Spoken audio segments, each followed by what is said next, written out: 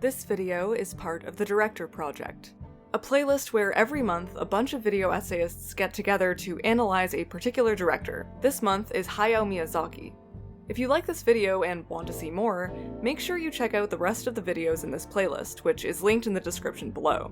If you want to take part and make your own videos, just submit them to CultPopture on Twitter. Now let's get into it. Everybody's got a place they can go to.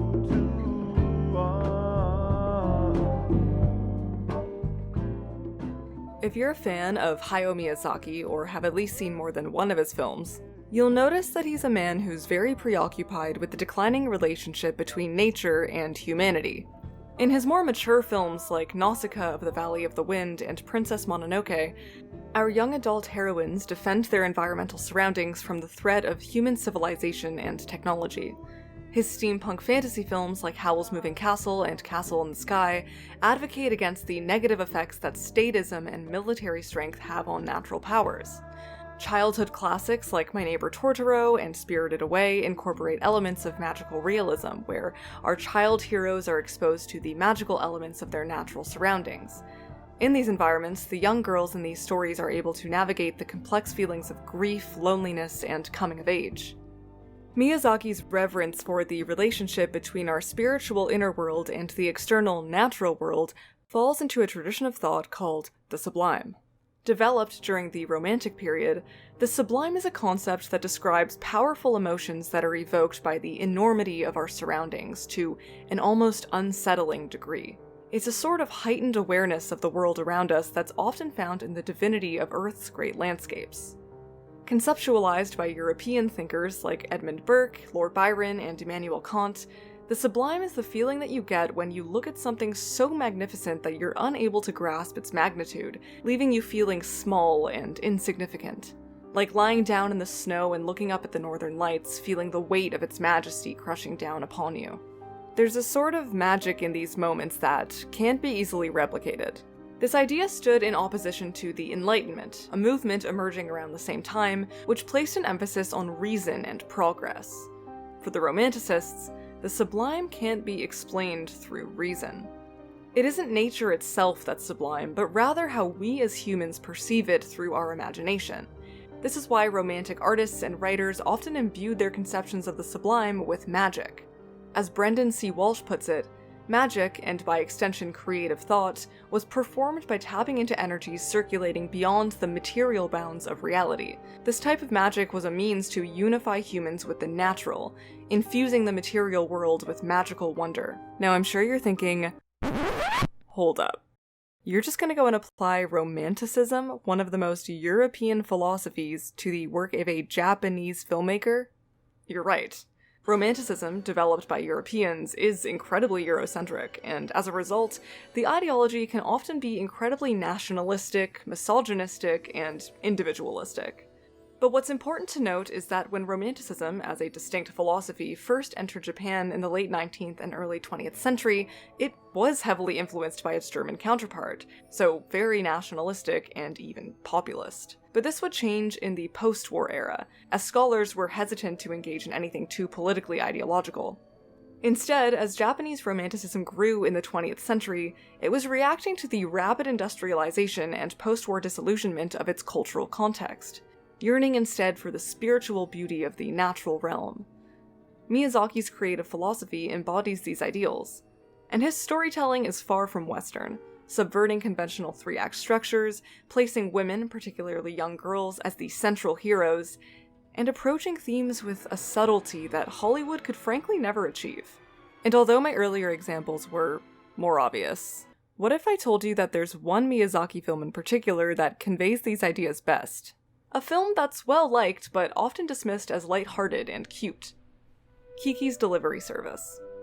At first glance, Kiki's Delivery Service is a sweet coming-of-age movie about a young witch who moves to the big city and struggles to find her own identity.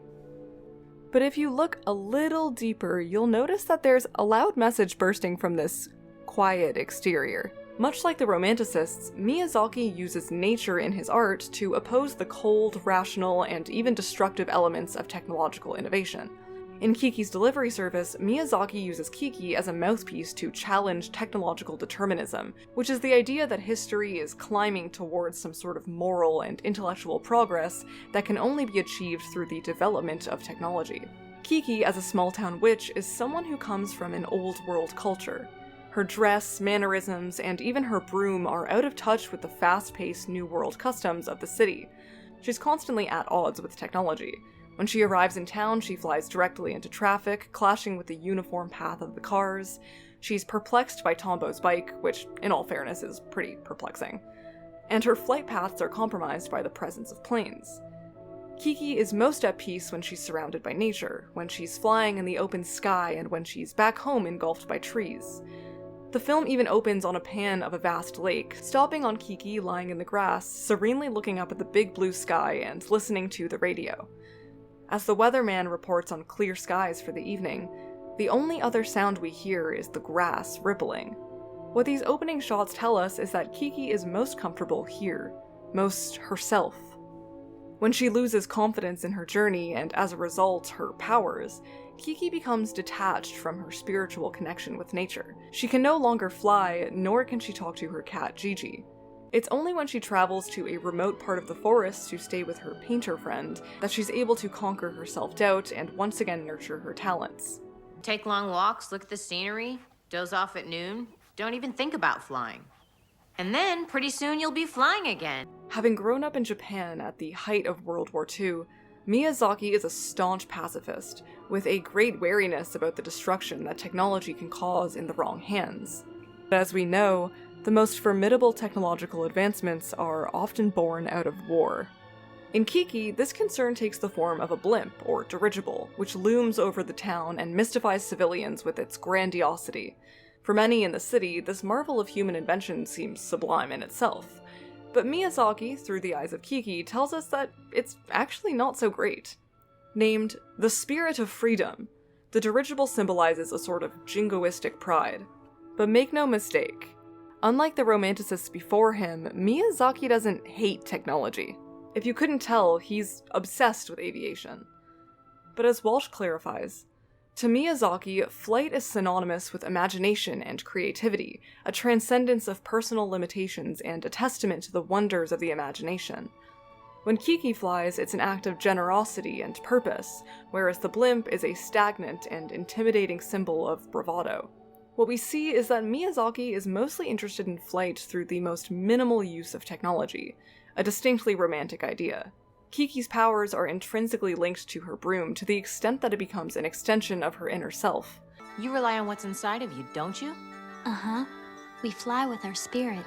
In the end, the blimp proves to be impotent, crashing into the city as it's blown in by the strong sea winds. Ultimately, it's Kiki, laughably small and fragile, who's able to harness her natural powers and save the day.